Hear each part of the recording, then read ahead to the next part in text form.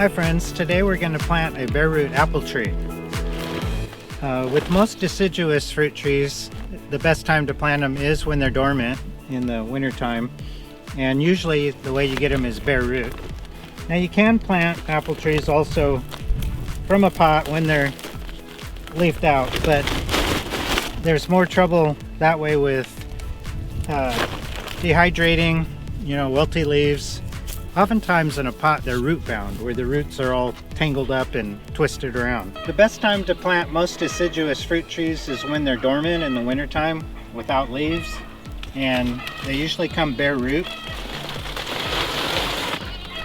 Oftentimes you buy them in a bag and you can't see the root. This one was actually in a bed of shavings where you just pull them out and then you can observe the roots, and this one has a nice bunch of roots on it.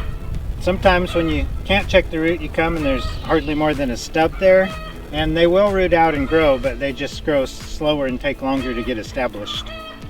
So when you plant a bare root fruit tree, you dig a hole that's as wide around as the roots because you want to plant them spread out.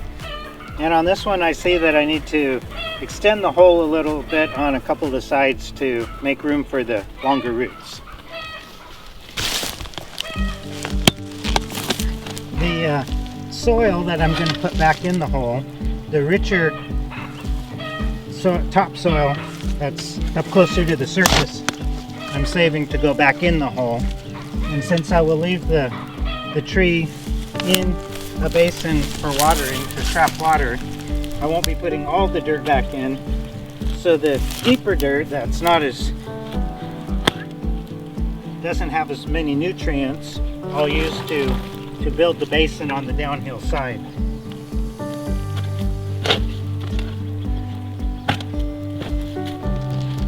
Now I'll be able to spread the roots a little better,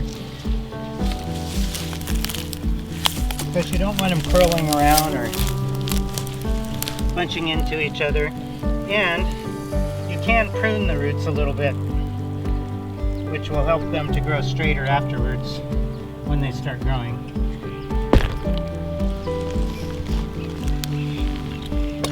This is the graft union where the tree was grafted, and so you don't want to bury that. You want that out of the ground. So you want to fill in dirt to just cover the roots that are there and leave the graft union exposed.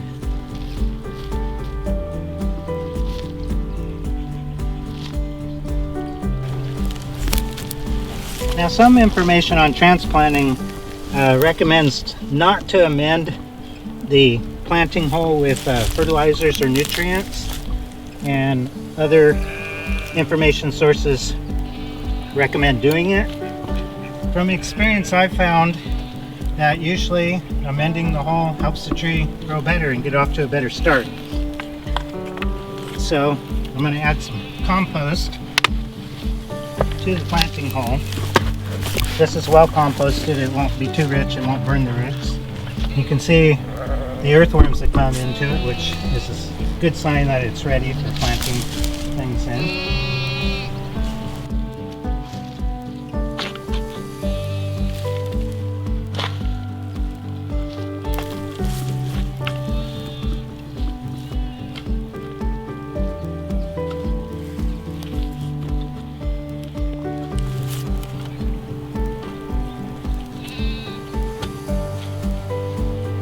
You want to firm in the soil so that there's not air spaces in it which could dry out the roots. You want the roots in contact with soil.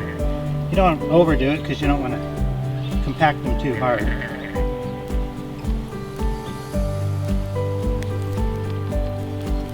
then you should always water them in. We've been having a lot of rain and our soil is real moist. So I'll just add a 5-gallon bucket of water.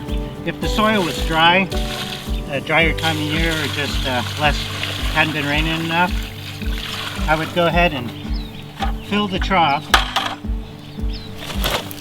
and then after that's soaked all in, I would refill it a second time to make sure to help the soil to settle really well and to keep the roots nice and moist. We are in the middle of our rainy season here, and the soil is really moist right now to begin with, and we'll have more rain in a couple of days. So this should suffice until dry weather and not have to water it more.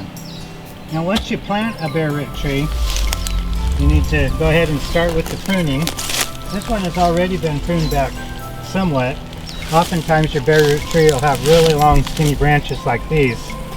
Now you're going to want to head these back by about 1/3 so that the branches will thicken and you'll have stronger limbs. And so it's best to trim right to a bud that will grow out to continue the branch's growth. And so looking for the future, I want branches going in each direction, and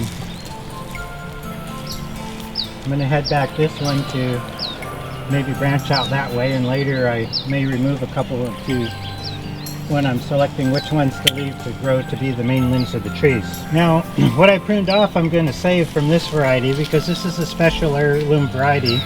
It's called a Ashmead's kernel. It got its name because a couple hundred years ago or so, a man in England named Dr. Ashmead planted some apple seeds, which in those days they commonly used the word kernel for seed, and it turned out to be a superior apple with a very rich and flavorful, and so people would get graft wood like this from it to graft onto their own seedling trees if their seedlings weren't as good of a flavored of an apple. And that's how fruit varieties get started. Every variety, like when you go to the supermarket and see all the different kinds of apples, every single one started the very original tree as a seedling, and there was not another tree like it, and there won't be another tree like it, because every time an apple seedling grows it produces something totally different, maybe totally unlike its parent tree. When you take grafts in it, you're actually cloning the tree. So like say the Red Delicious apple, which hundreds of thousands of apple trees are planted all around the world now, but all of them originally came from one seedling. So these, which are called scions, will be used to graft onto either to add another branch on another apple tree, which will turn out to be a branch of Ashmead's kernel apples, or to graft onto a rootstock, and then the tree will be identical to this one. On another day we plan to do another video on how to graft fruit trees. So we hope to see you then, and thanks for watching.